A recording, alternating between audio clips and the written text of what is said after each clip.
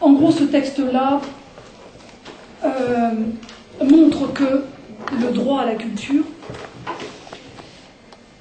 non pas s'oppose, mais peut-être dépasse le simple droit à l'instruction. Alors le rapport culture-instruction ou éducation-instruction, il existe dans d'autres textes de Châtelet, je vous les passerai.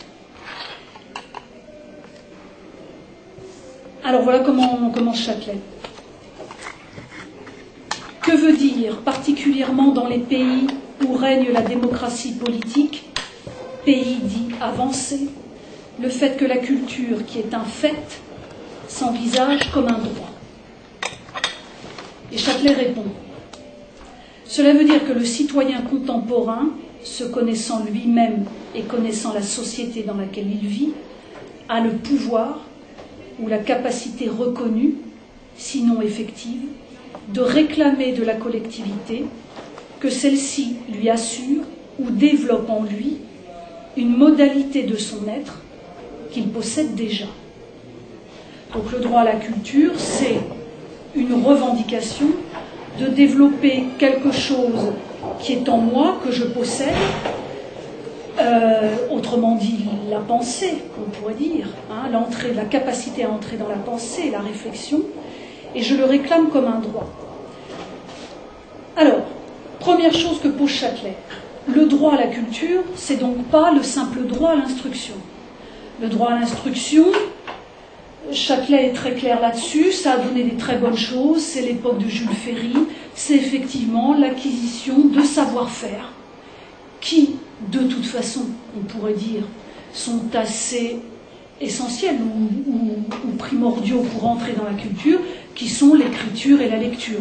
Châtelet, dans d'autres textes, dit effectivement ça a donné des très bonnes choses, le droit à l'instruction. Sous Jules Ferry, ça a donné effectivement des pratiques de lecture et d'écriture et autres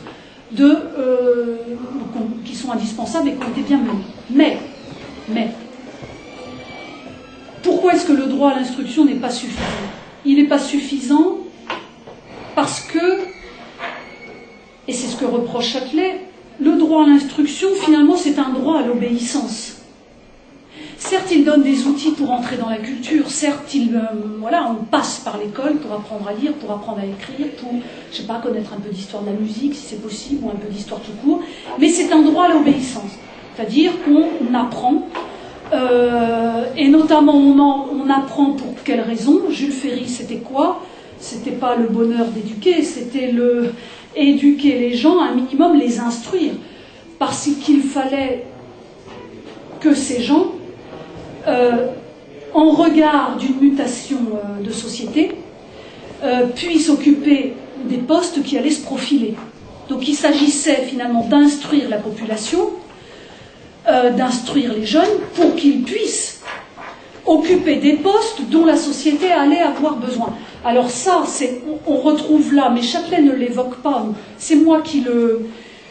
Ça fait penser à Nietzsche et Sur l'avenir de nos établissements d'enseignement, où Nietzsche, et Châtelet est évidemment, je l'ai su grâce à René Scherrer, qui m'a conseillé de lire ce livre, et Nietzsche dit ça à un moment donné. Nietzsche fait le diagnostic de la société allemande et dit qu'est-ce qui est en train de se passer.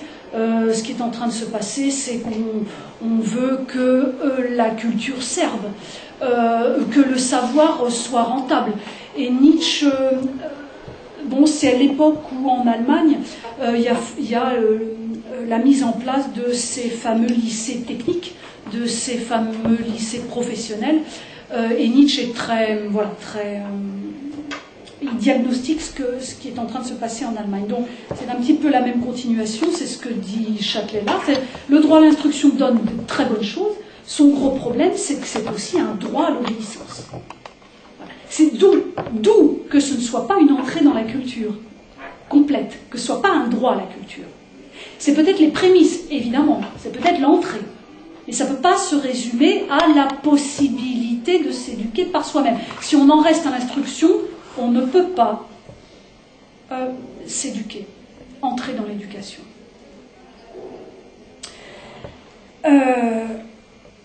Donc, pour Châtelet, la culture, le droit à la culture, c'est une formation d'un autre ordre. Elle renvoie pour lui au terme Bildung, à la Bildung, et aux notions qui lui sont attachées de construction et d'édification. Entrer dans la culture, c'est me construire, c'est essayer de m'édifier moi-même. Ah zut, j'ai perdu ça, je voulais dire quelque chose, tant pis, tant pis. Oui, simplement signaler que très très concrètement, donc là ce texte est de, je crois, peut-être 82, François Châtelet a tenu un séminaire sur la culture avec ses étudiants dès 75-76, j'ai appris ça dans une émission de radio, justement par rapport aux manifestations lycéennes qui avaient lieu, par rapport à cette attaque de l'université. Donc tout est en... Voilà, je voulais simplement signaler ça, que ça fait l'objet d'un séminaire avec ses étudiants. Bon. Autrement dit, le droit à la culture implique la mise en question. Il ne peut y avoir de construction que s'il y a mise en question ce que ne donne pas le droit à l'instruction, qui demande d'apprendre, d'avaler. Donc le droit à la culture, c'est la possibilité que j'ai de remettre en question quelque chose dans lequel je suis né. Je suis né dans une culture. Je suis né en France avec une histoire, avec des idées, avec des idéologies. Et le droit à la culture suppose aussi la... C'est-à-dire, c'est un peu ce que relève Châtelet, c'est que la culture, c'est deux tendances. C'est aussi la culture dans laquelle je nais, et ce droit à la culture, c'est la possibilité de remettre en question cette culture dans laquelle je nais, dans laquelle je suis pris. Autrement dit, le droit à la culture suppose qu'on considère la culture comme un matériau de dépassement. Je ne reste pas dans ce dans quoi je suis pris. Autrement dit, c'est s'éduquer autrement qu'à l'ère du temps. Alors je vous cite pour être plus clair, parce que, oh là là, Dieu sait que Châtelet est bien plus clair que moi. Voilà ce qu'il dit. Homogène, disparate ou contradictoire, cet horizon culturel pèse et libère, informe et déforme. Il est inéluctable et cependant matériau de dépassement, donc susceptible dans son contenu de constant remaniement. Autrement dit, c'est aussi, mais là je n'entre pas dans le détail, tout le rapport de François Châtelet au passé, à ce qui nous est livré du passé, qui est en même temps là et qui est en même temps matériau de dépassement. C'est-à-dire François Châtelet, par exemple, un historien de la philosophie, au sens de la philosophie passée, mais pour lui la philosophie n'est jamais passée, elle est toujours actuelle, actualisable. Elle n'est jamais un discours ronronnant, elle est toujours susceptible d'être reprise, la philosophie, les discours de la philosophie, à la lumière de ce que nous vivons. D'où que le passé, avec Châtelet, ne soit jamais mort. D'où que ce soit un très grand historien de la philosophie.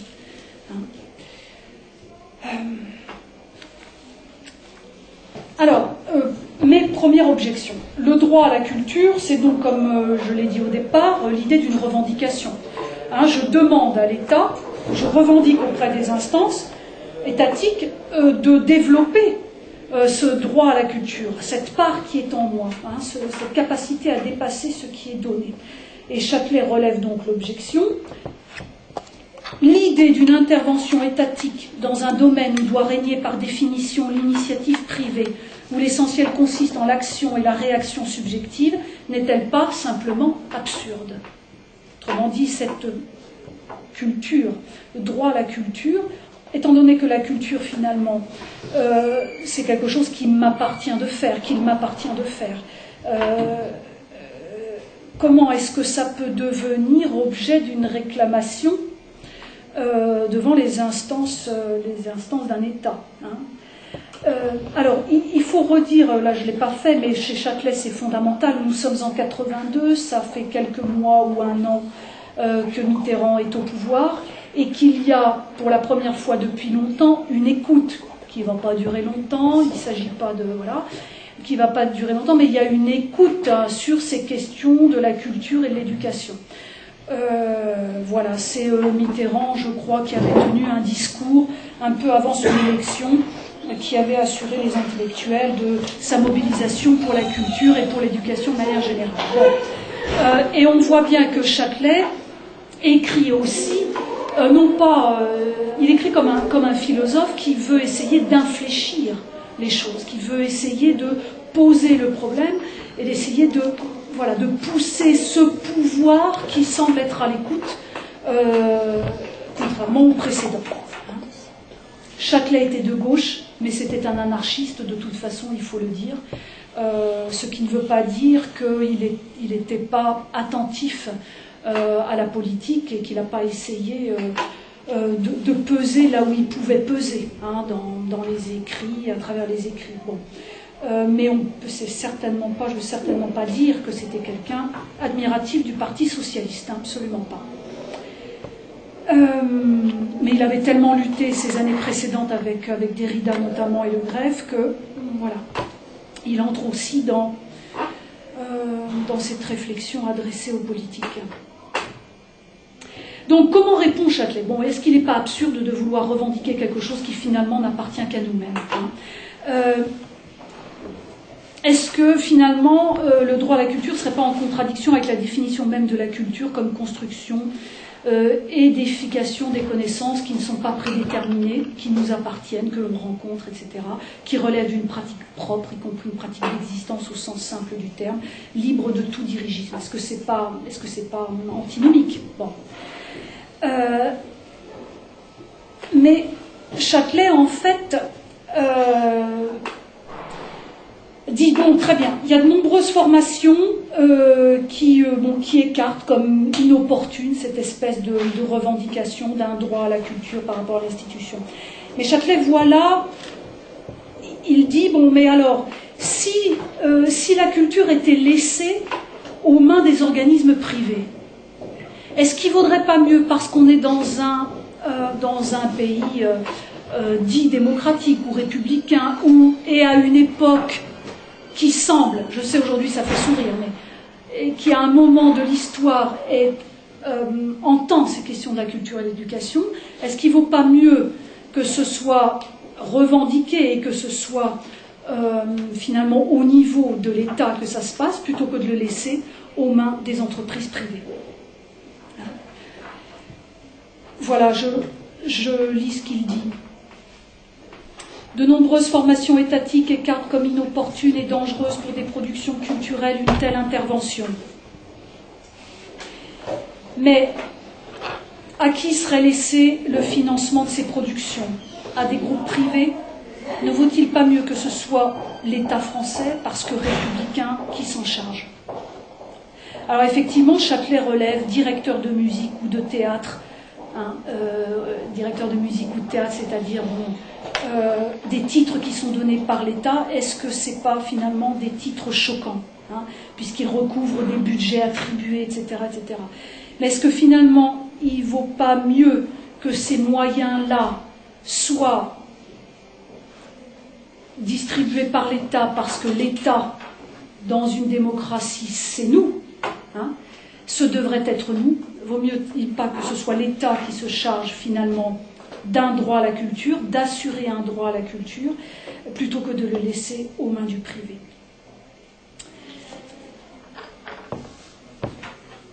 Alors Châtelet précise, pour être très clair, que le vrai problème finalement, et là il nous ramène à nous en tant que citoyens, le vrai problème, c'est que la politique, là je le cite, la politique culturelle d'un gouvernement doit faire l'objet d'une explication permanente de la part de ceux qui la conduisent et d'une constante attention du corps civique.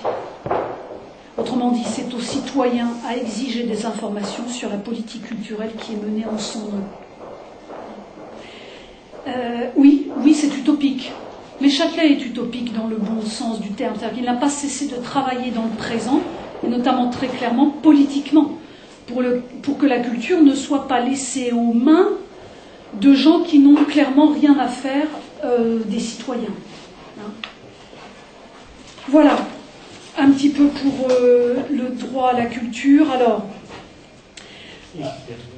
voilà. Donc, elle ne l'aime pas, donc elle va voilà, mettre bon. le dernier moment.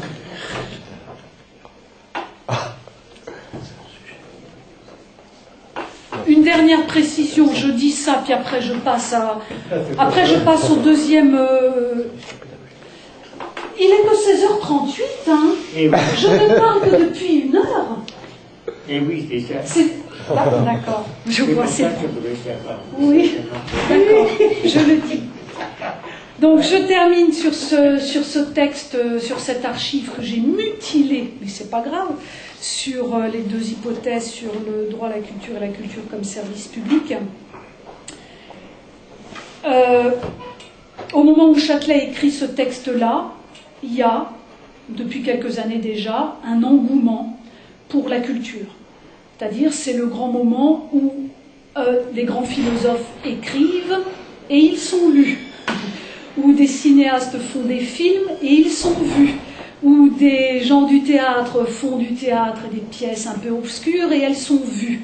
Je veux dire, ce texte-là, cette réflexion sur le droit à la culture comme service public, c'est aussi ce moment où la culture ne semble pas faire peur aux Français, où elle connaît, où même les choses les plus dures connaissent un succès, où les philosophes les plus durs, les plus abscons peuvent être lus. Bon. Alors, Châtelet, il dit quoi? Il remarque qu'il y a donc un droit à la culture qui se fait sentir, qui est réclamé par les gens, au vu de ce qui se publie, etc. Et il dit que ce droit à la culture, qui est en fait un désir de penser, est lié au fait que trop longtemps, les gens en sont restés, notamment dans leur passage à l'école, à de l'instruction. Que la culture était comme la cerise sur le gâteau qu'on rencontrait comme ça à l'occasion d'une fin de cours, voilà. Que ce n'était pas quelque chose qui faisait pleinement partie de l'éducation et de l'instruction. Autrement dit, ce désir de penser, ce désir de connaissance, c'est-à-dire c'est la revendication d'un droit à la culture, est né parce qu'il y avait déficience du système éducatif. Or, Châtelet, donc à partir de 1950, dans la question de la démocratisation de l'enseignement en France, c'est-à-dire cette ouverture à des publics, un public plus grand de jeunes accédant à l'école. C'est donc posé un autre rapport à l'éducation, un autre rapport à la culture. Bon. Donc cette question du droit à la culture entre aussi dans cette question de la démocratisation de l'enseignement, dont Châtelet dit, quelques années plus tard, 3 ans plus tard, qu'elle a été, voilà, c'est le titre de ce texte qui a paru, veuillez m'excuser, c'est le bazar absolu, je vous le ferai passer, qui s'appelle « La démocratisation a été un gigantesque sabotage, hélas ». C'est-à-dire que ce qu'on appelle démocratisation aujourd'hui, c'est tout simplement faire rentrer le maximum de jeunes à l'école et qu'ils en ressortent le plus rapidement possible. Au vu, autrement dit, la démocratisation, c'est gérer un nombre. C'est pas essayer à ce nombre, qui d'ailleurs va poser, à qui on fait poser tout un tas de problèmes, c'est pas l'idée à ce nombre d'essayer de lui donner, de le faire au moins entrer dans la culture, c'est-à-dire dans le s'éduquer. Bon, voilà, c'est simplement ça que je voulais pointer. Et là, dans cet article, il dit que ça a été effectivement la démocratisation. Donc là, on est en 85.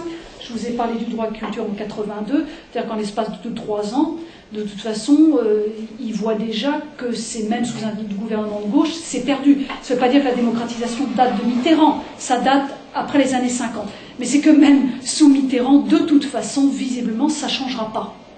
Donc en 85, c'est un peu un constat, c'est-à-dire que de droite comme de gauche, ils sont infoutus de penser correctement la démocratisation, qui n'est pas, le problème étant pas le nombre, le problème étant comment, en accueillant ce nombre, on va essayer de tenir la culture, on va essayer de tenir une éducation digne de ce nom. Voilà, c'est un peu ça que je voulais pointer. Je te passe ça qui est gribouillé. Pardon. Merci. Voilà. j'en ai fini, c'est un scandale, je m'excuse d'avoir fait si vite mal. Et il y a des frustrés, bien entendu, mais voilà, bon, alors, on y va. Donne-leur leur pitance. Voilà. Je voulais juste apporter une toute petite ponctuation à ce que tu as dit, oui. Très intéressant.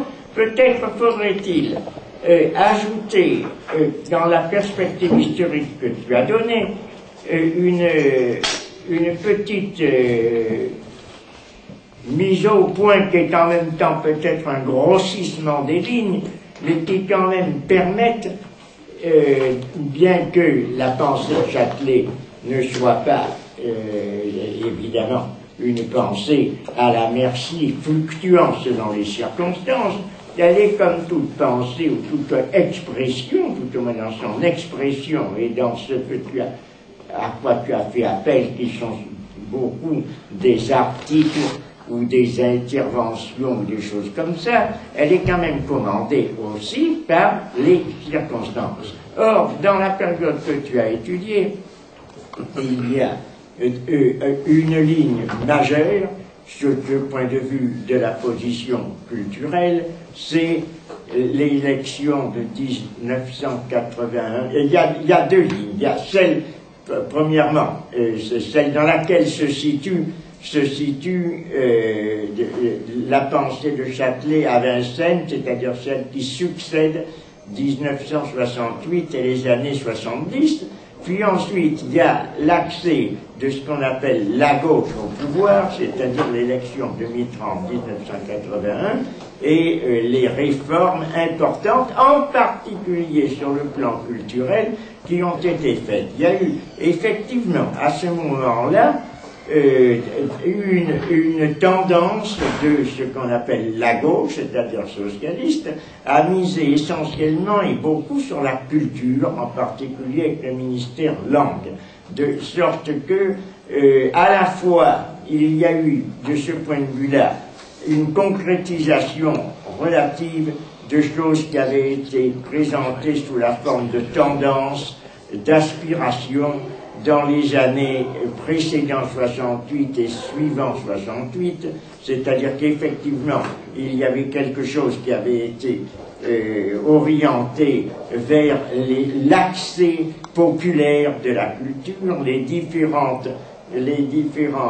manières de concevoir la culture, à la fois comme participation de classes populaires, de couches populaires plus larges à ce qu'était la culture, c'est-à-dire en fait la culture de la classe dominante, c'est-à-dire la culture bourgeoise. Donc il y a eu à la fois cet accès, cet élargissement de choses qui étaient consacrées à un milieu culturel bourgeois, à un milieu plus populaire, et en même temps l'attention portée sur ce que l'on peut appeler des cultures populaires, bien qu'en France il n'y en ait pas eu beaucoup qui aient été différenciés au XIXe siècle de la culture bourgeoise et culture populaire sont un petit peu confondus, étant donné qu'il y a eu une popularisation avec le surréalisme et toute autre chose. Enfin, c'est resté des cultures qui sont essentiellement de la demi-bourgeoisie avancée, de la bourgeoisie, de la petite bourgeoisie, demi-bourgeoisie, c'est une drôle d'expression, de la petite bourgeoisie des intellectuels avancés, qui a eu une tendance très populiste, en fait très populiste dans le bon sens du mot, tournée vers le peuple, populaire,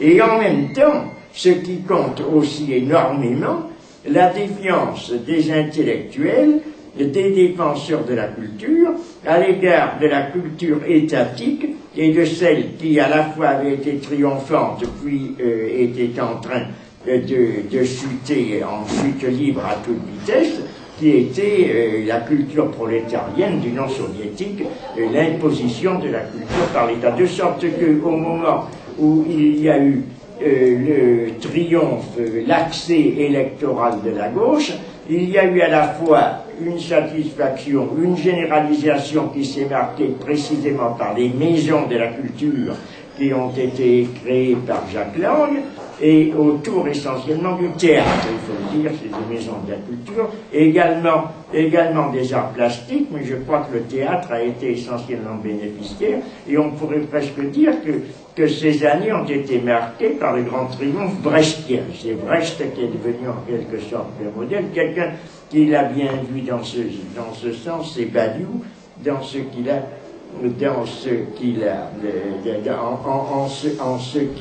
je dire, un homme très porté vers le théâtre et qui a soutenu des Brechtiens et qui a lui-même participé un petit peu à ce théâtre. Il y a eu des gens comme Antoine Vitesse en particulier, mais en même temps, il y a Marcel Maréchal, Chéreau, tout un tas de gens qui ont participé à ce mouvement culturel, mais en même temps avec des réserves, c'est-à-dire avec la défiance justifiée de la gauche contre une culture étatisée. C'est ce que veut dire Châtelet lorsqu'il dit que la culture va être toujours soumise à un regard critique. Il est incontestable que le grand danger, qu'elle est ambiguë dans ce sens-là, où il faut effectivement que l'État s'empare de la culture pour en impulser et la soutenir, mais en même temps, il faut qu'il n'établisse pas sur elle un contrôle idéologique.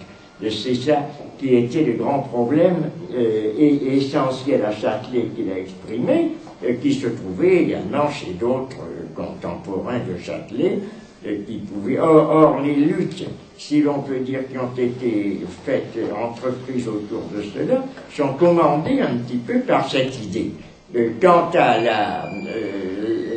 la question universitaire que tu as bien présentée, et effectivement, elle est aussi entachée d'ambiguïté, parce qu'il est certain que la réforme ou les tentatives de réforme, d'autonomisation de l'université, de changement un petit peu des rapports à la fois pédagogiques et des rapports aussi de l'université à l'État avec les idées d'autonomie, ont aussi cet aspect double. C'est-à-dire qu'en détachant l'université de l'État, on a assuré une certaine forme d'indépendance à la fois dans les contenus et dans les accès, mais à la fois on a assuré également l'entrée de l'université dans la période du néolibéralisme, de sorte que l'autonomie de l'université a signifié la soumission de l'université aux impératifs de la société libérale. C'est absolument incontestable. Et qui se marquait justement dans ces problématiques qui ont été soulevées en particulier par Châtelet, par Derrida, etc., de faire que l'université échappe par l'intermédiaire en particulier de la philosophie et de l'indépendance de la philosophie à l'égard de l'entreprise à cette contrainte de l'université de la rentabilité dans le domaine de la société marchande. Donc il y a eu un certain nombre de points qui sont très commandés par les situations du contexte économique, politico-économique, sur lequel il faudrait mettre très nettement l'accent de façon à donner une grille de lecture qui permettrait de comprendre la position de Châtelet dans ces différents domaines, puisqu'il entendait se maintenir aussi bien contre l'étatisme de nature et d'orientation soviétique que contre le libéralisme soumettant la culture et l'université aux aléas de la concurrence. C'est ça le problème qui est lisible parfaitement dans les différentes attitudes de Châtelet. Maintenant, il y a, à ce qui m'intrigue et qui m'intéresse, là, celui que tu n'as pas positivement abordé, c'est-à-dire cette situation de l'art, ou ce qu'on appelle les beaux-arts, qui sont une dénomination ancienne d'ailleurs, parce qu'à l'heure actuelle, on ne parle plus beaucoup de beaux-arts, et le terme même de beau a été, je pense, depuis ces époques-là, même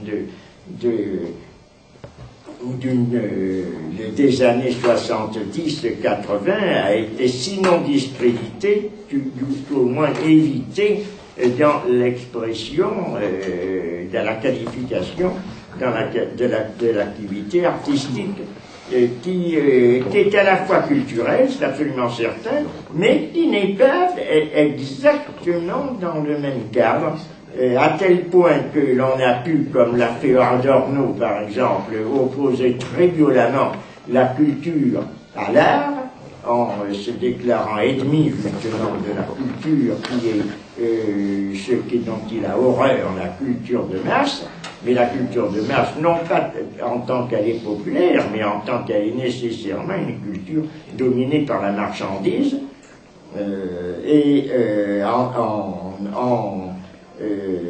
considérant que l'art et la création artistique est toujours et nécessairement anticulturelle, c'est-à-dire une véritable œuvre d'art, s'oppose et contestataire par rapport à la culture de son temps, elle est en marge de la culture, tous les exemples le montrent, les grands artistes ont eu de la difficulté à se faire connaître, tout au moins dans la société contemporaine. Il y a une époque où il y a, mais là, on ne peut pas en parler non plus, les époques où il y a une alliance qui a intéressé Châtelet particulièrement, celle de Périclès, entre la culture, l'art, la politique, mais il est vrai que c'était une société, en dépit de ses différences de fortune, une société élitiste, dans la mesure où la société de la démocratie athénienne comportait peu de personnes ayant le type de citoyen et ayant tous la capacité, la propriété, si l'on peut dire, de n'être pas des esclaves, contrairement à la majorité immense de la population travailleuse qui, elle, appartenait à la classe n'ayant pas les droits civiques. Mais tous ceux qui avaient les droits civiques ont obtenu effectivement cette sorte d'équilibre entre ces différentes disciplines, si l'on peut dire, ou ces différents aspects que sont culture, création artistique, activité politique. Pour l'époque contemporaine, et à partir de la Révolution, tout au moins, de la Révolution de 89, ça s'est dissocié. Avant, il y avait une culture paysanne, il y avait une culture populaire, il y avait une culture noble et une culture bourgeoise qui se sont peu à peu changées en la domination unique de la culture bourgeoise, la suppression des dialectes en France, ce que en Italie Pasolini a profondément déploré précisément à propos de la disparition de ces dialectes et de la culture populaire. En France, il y avait peu, à partir du XXe siècle, de ce qu'on peut appeler la culture populaire. Il y avait les gens qui n'étaient pas cultivés, simplement, et les gens qui l'ont été. De sorte que cette différence est beaucoup moins sensible, bien qu'elle le soit. Et Rancière, dans les révoltes logiques, avec Borel, a mis bien en évidence cette existence d'une culture populaire très importante au XIXe siècle. Mais elle avait disparu ensuite presque totalement après la Commune, qui a été, on pourrait dire, pour employer une expression poétique, le chant du cygne de la culture populaire. Ensuite, il y a eu des tentatives, il y a eu des choses qui étaient plus populaires que d'autres. La culture populaire véritable est devenue complètement subordonnée à la culture bourgeoise, de sorte que les gens qui s'adonnaient à la culture populaire, on les disait précisément non cultivés ou incultes. Ce qui n'empêche que cette culture populaire a existé, et dans la mesure où elle n'était pas subordonnée aux entreprises commerciales, et on peut dire que là, il y a une ambiguïté, parce que dans une certaine mesure, le commerce, pour employer cette expression globale, qui était le véhicule de la culture populaire, est devenu maintenant le culture et également de ce qu'on peut appeler le véhicule, je veux dire, de la grande culture, si puisque tout est subordonné à ce problème de la concurrence et de la rentabilité. Voilà ce que je voulais dire. Donc il serait intéressant de savoir. Ah, mais on nous a enlevé les reproductions. C'est qu'on pourrait dire avec Benjamin, l'œuvre d'art à l'époque de sa reproductibilité technique. Et là, nous ne sommes plus reproduits. Si, il en a une, bon, c'est parfait. Bon, je te laisse la parole. Oui. Alors justement, alors, oui, de ce point de vue de l'art, c'était l'art qui m'intéressait relativement à Châtelet. Alors, qu'est-ce que je vais dire là-dessus? Ça y est. Ah, écoute, c'est le moment fatidique.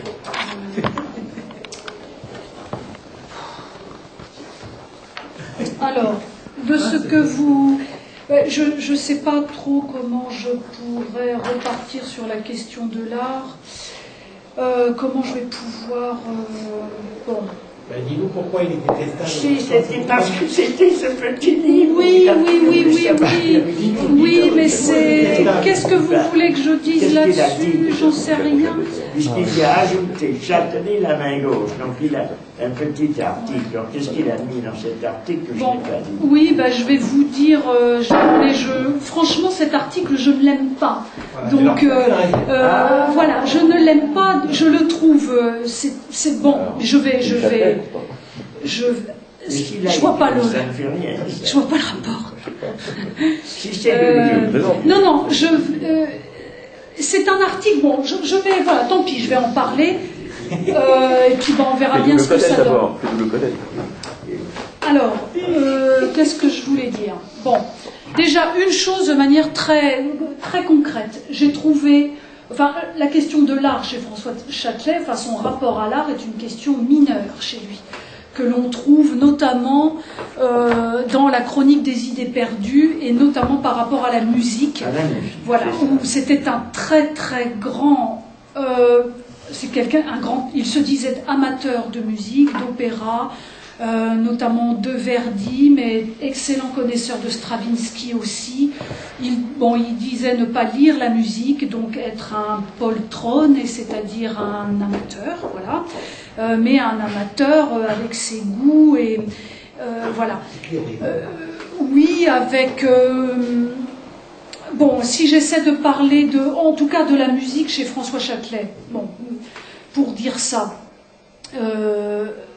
Ça, je suis très gênée parce que ça fait, je ne l'ai pas traité en tant que tel et je ne sais pas si dans la thèse ça va apparaître, si ce n'est comme point de fuite, parce que ça a vraiment à voir avec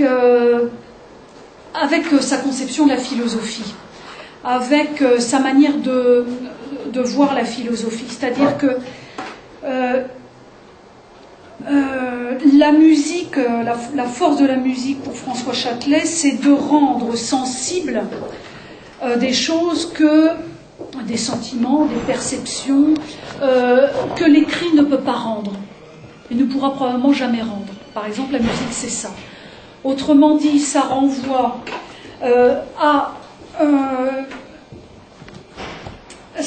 au matérialisme chez Châtelet. Châtelet était matérialiste, enfin c'est un matérialiste. Mais le problème, c'est que surtout dans ces époques où il écrit, il s'est toujours battu contre une conception du matérialisme qui réduit le matérialisme à des choses bassement empiriques. Bon.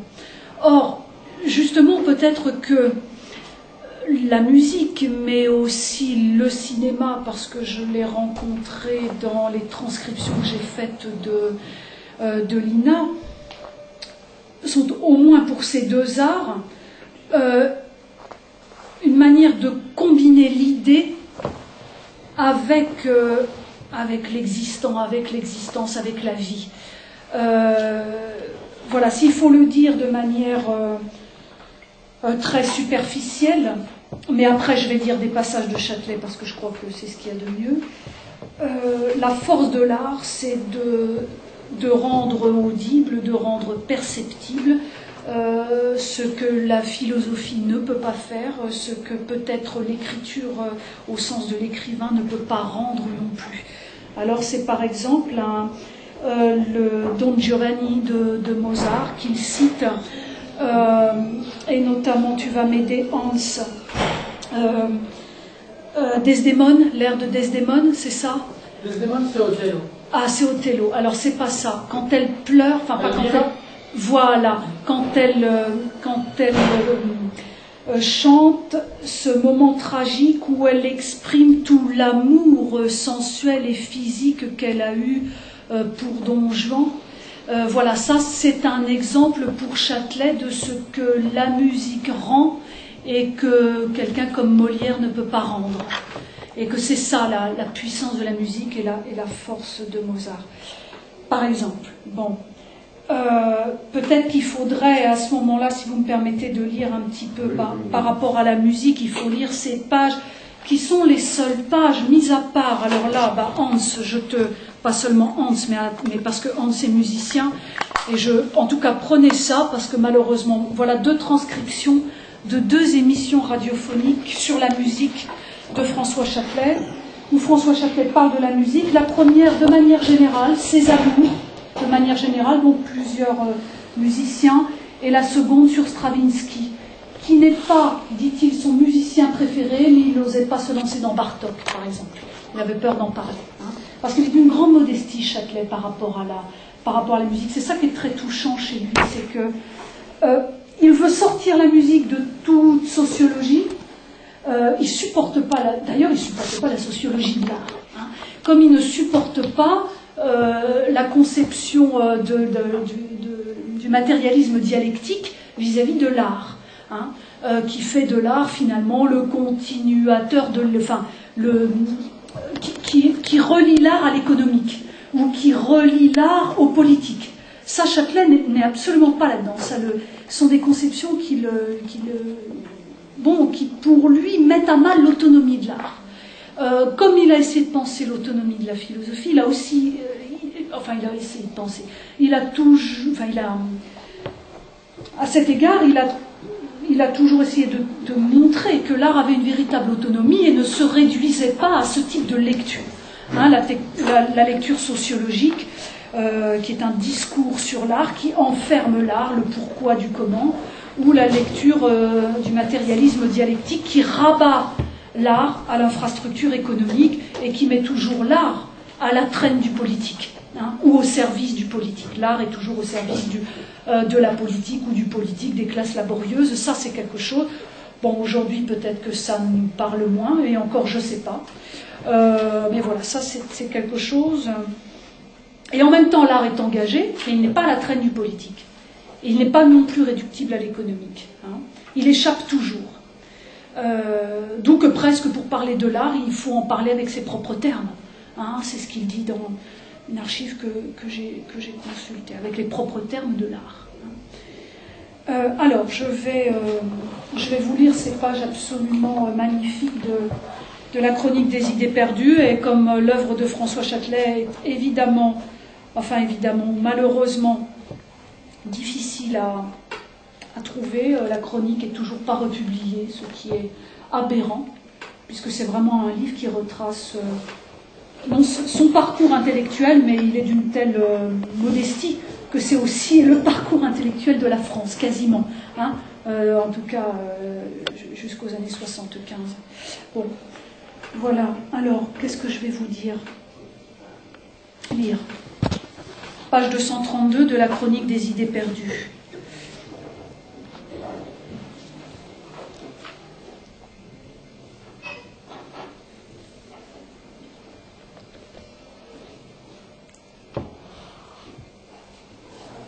C'est une réalité, donc la musique, c'est une réalité qui me passionne et qui occupe une part importante de mon temps que je n'ai jamais osé aborder.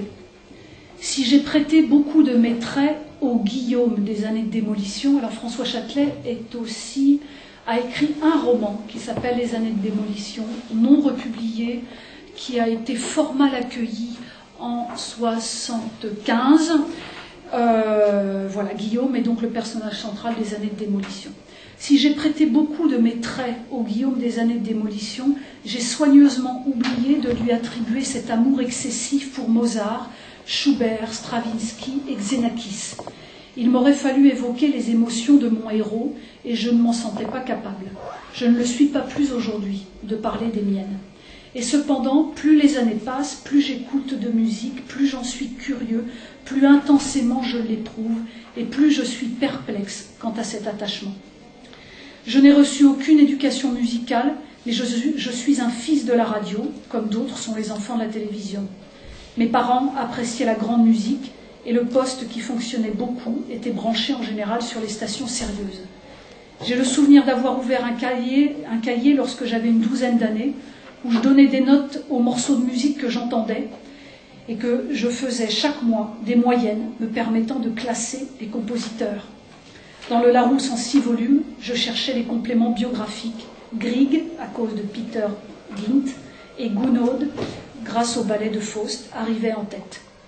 J'acquis ainsi une culture considérable, bien que lacunaire et vacillante. Il est certain en tout cas que c'est par l'intermédiaire de Rigoletto que j'ai pu apprécier ce qu'il y a de fort et d'original dans les drames de Victor Hugo.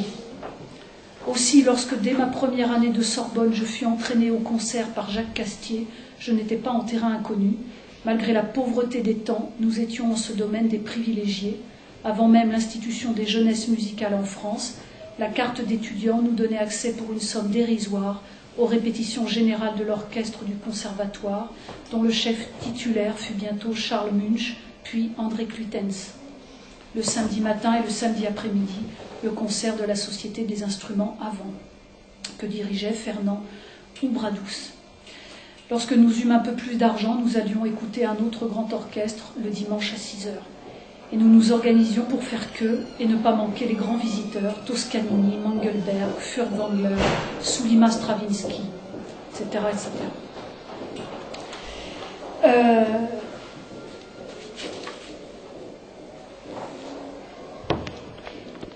Oui, il parle des jeunesses musicales.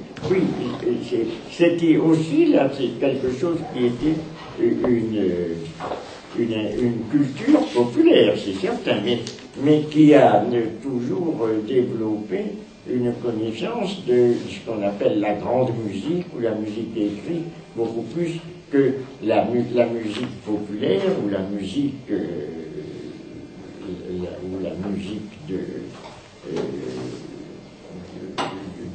cabaret ou de tradition populaire. C'était de la musique écrite dans des jeunesses musicales qui ont pris naissance avant la guerre de 40, donc c'est très ancien.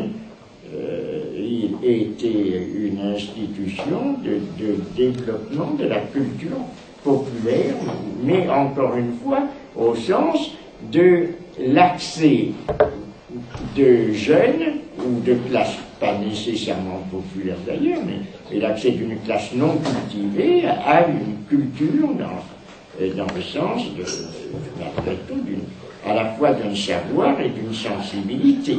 Donc c'est un exemple là aussi, un peu avant les maisons de la culture, orientées encore une fois plutôt vers le théâtre. Alors donc, voilà, un rapport très jeune à la musique. L'ouverture au musée également. Il y a eu dans les politiques culturelles depuis plusieurs dizaines d'années un accès justement à ce qu'on appelle la culture au sens ordinaire, au sens immédiat, plus immédiat du terme. Donc, ce petit passage pour dire comment Châtelet, très jeune, s'est pris d'amour pour la musique. Dans les pages 234-235, il explicite les trois, de manière rationnelle, il explicite son rapport à la musique de manière très concrète dans sa vie de tous les jours, de trois manières. La première manière, c'est la musique qu'il écoute vraiment seul, c'est-à-dire où il est pleinement avec la musique. Il se choisit un morceau, un air d'opéra, il l'écoute pleinement, comme il lirait un livre, etc. Deuxième manière d'écouter de la musique qui était omniprésente dans sa vie. J'ai eu la chance de rencontrer Olivier Revaud-Dallon qui me disait qu'il n'y avait pas un instant où Châtelet ne mettait pas la musique en recevant ses amis, etc. Elle était omniprésente. Deuxième manière d'écouter la musique, avec sa femme, Noël Châtelet, l'écrivain dont vous connaissez probablement les ouvrages qui sont vraiment très intéressants, je trouve très intéressants. Donc là où, voilà, c'est une écoute à deux. Et puis il y a l'écoute solitaire, et l'écoute solitaire de celui qui écrit. Châtelet qui met la musique, alors en sourdine, ce qui ne veut pas dire la nuit, puisque Châtelet travaillait et écrivait la nuit. Cette musique-là est une musique qui suscite l'écriture. C'est une musique qui suscite l'action. C'est-à-dire que pour lui, la musique n'est pas du tout ce moment où il va rêver. La musique, justement, empêche de rêver. Justement, elle est active, elle fait agir. Elle est vraiment action. Elle n'est pas du tout du côté... Alors, évidemment qu'il y a cette forme de réception, mais pour Châtelet, il le dit, je ne sais plus où, mais faites-moi confiance, il dit j'ai cette tendance à rêver, eh bien la musique m'empêche de partir dans mes rêveries. Elle me recentre sur l'essentiel, sur les idées, sur le travail. Donc ces trois conduites, seul, pleinement écouter un morceau, écoute à deux avec sa femme, et troisième écoute lorsqu'il écrit. C'est-à-dire la musique est action active. Bon, page 236, on aura un petit peu un aperçu de ce qu'il dit dans Mort des Beaux-Arts, lettre de la main gauche, mais je veux bien revenir vous faire exprès une explication de ça, je veux bien. Mais c'est ce qu'il dit moins bien dans Mort des Beaux-Arts. Bref, page 236, voilà ce qu'il dit sur un peu sa conception de la musique.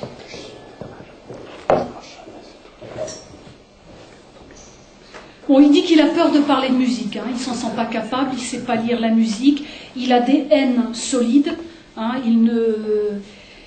par exemple une définition qu'il donne de Gustav Mahler, musicien autrichien contemporain d'Anton Bruckner, d'où le proverbe français « un malheur ne vient jamais seul ».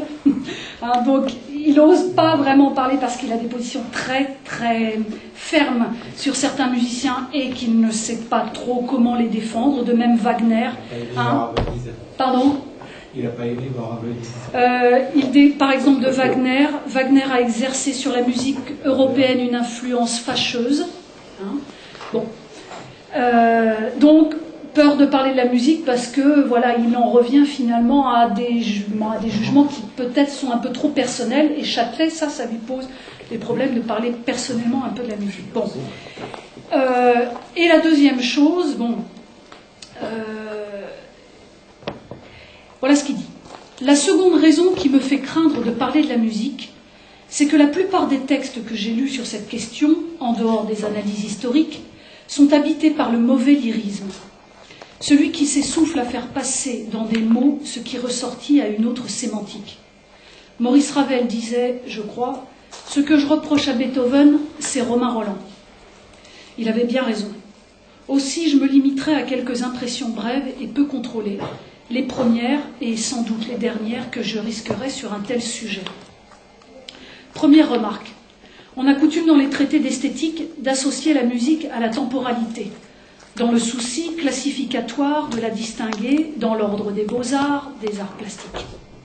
Je n'expérimente rien de tel.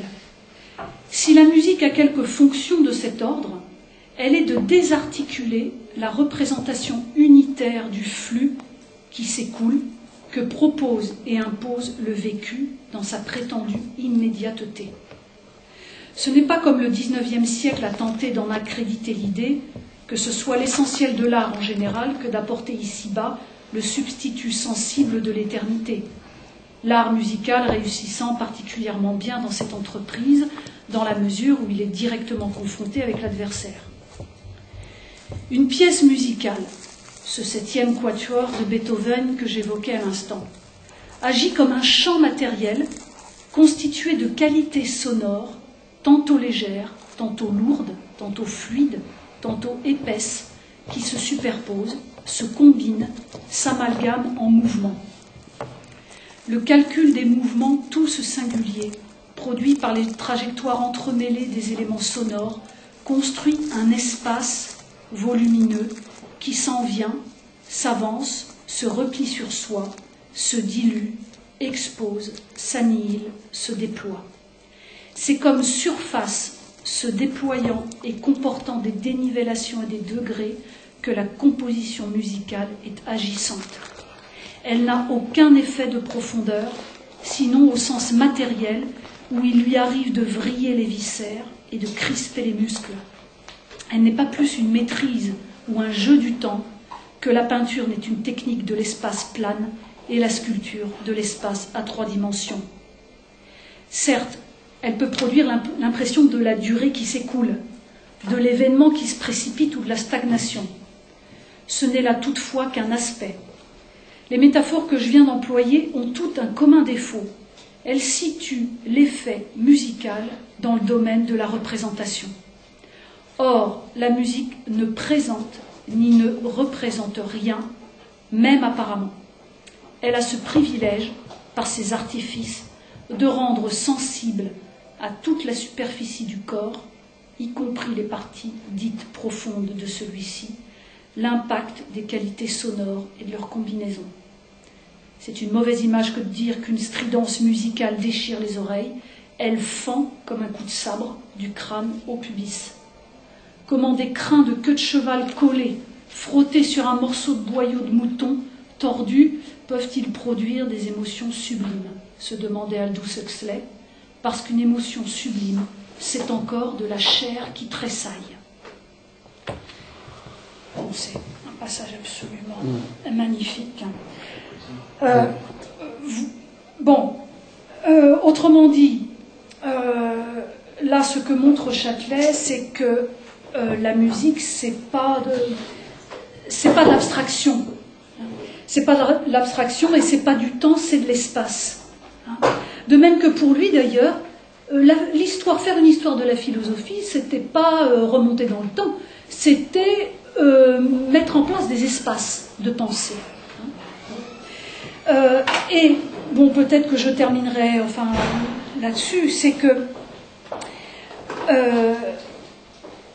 la musique entre dans ce qui est, dans ce que Châtelet appelle, autrement dit, il faut que je sois très claire. La musique ou le cinéma, par exemple, pour Châtelet, ça entre dans une autre logique, ça montre une autre logique de la pensée. Ça met à l'œuvre une logique, par exemple, une certaine histoire de la philosophie, une certaine philosophie ne peut pas rendre tant, elle tend vers cette image d'un savoir englobant. Autrement dit, la musique a directement à voir avec ce que Châtelet appelle l'irréductible diversité. Autrement dit, la musique, c'est l'image même de l'irréductible diversité. La musique entre dans ce qu'il a appelé donc une physique de la qualité sensible, qui est, alors je dis moi, mais c'est faux ce que je dis, mais en même temps c'était certainement ça sa dernière, une des dernières lignes de son œuvre, c'est ce projet d'une physique de la qualité sensible, qui a à voir avec effectivement son abandon, sa critique et son abandon de la philosophie savoir telle qu'il a pu l'admirer chez quelqu'un comme Hegel. Alors peut-être que je vais vous lire un passage, le passage 239, par rapport à cette question de la logique et de la métaphysique. Les mêmes traités d'esthétique insistent sur la rigueur qui préside à l'élaboration de l'œuvre. Ils aiment à montrer que telle pièce, en apparence légère et fantaisiste, est souvent le résultat d'une logique subtile qui condense la rigueur sans la supprimer. J'en suis bien d'accord. Mais l'auditeur que je suis est surtout sensible au fait que cette logique est à la fois soigneusement respectée et constamment tournée.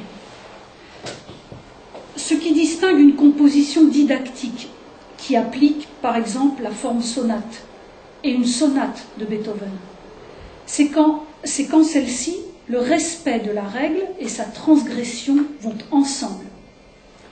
Tout se passe comme si la logique elle-même produisait son renouvellement. Une logique non point formelle, mais actuelle. Cela va si loin que l'on peut écouter 10 fois, 20 fois la même pièce, la connaître, anticiper sur ce qui va venir, l'attendre et, cependant, quand la séquence survient, être saisi de surprise comme si on l'entendait pour la première fois. La familiarité en cet art, plus que dans les autres sans doute, parce qu'il n'est nullement représentatif, accroît le plaisir. Elle l'enrichit parce que dans la répétition, le même et l'autre se recouvrent. À mon sens, cet effet n'est possible que parce que la rhétorique musicale à laquelle je suis attachée ajoute aux principes de composition initiaux des principes singuliers, greffés comme autant de rameaux sur l'axe principal. Au point que d'une certaine manière, il m'apparaît que dans les dernières œuvres de Beethoven ou de Schumann, on est presque à ce jeu qu'évoquait Gilles Deleuze, où l'on changerait les règles à chaque nouvel échange. Il a été beaucoup question au cours de ces dernières années de structure et le modèle le plus couramment invoqué a été celui du langage. La question se pose de savoir, et Claude Lévi-Strauss en fait mention, si la prodigieuse variété des modes combinatoires mis à l'œuvre par la musique ne manifeste pas plus sûrement la complexité des agencements de formes et de matière dont il y a à rendre compte.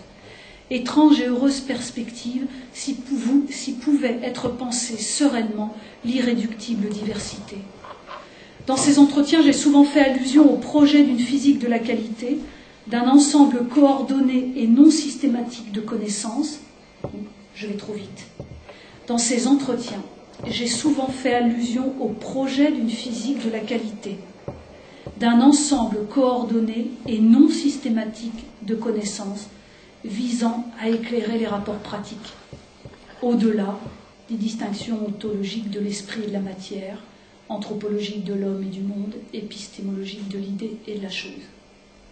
Or, il me semble que le travail de l'art, en tant qu'il plonge ses racines dans la techné, qu'il est une praxis,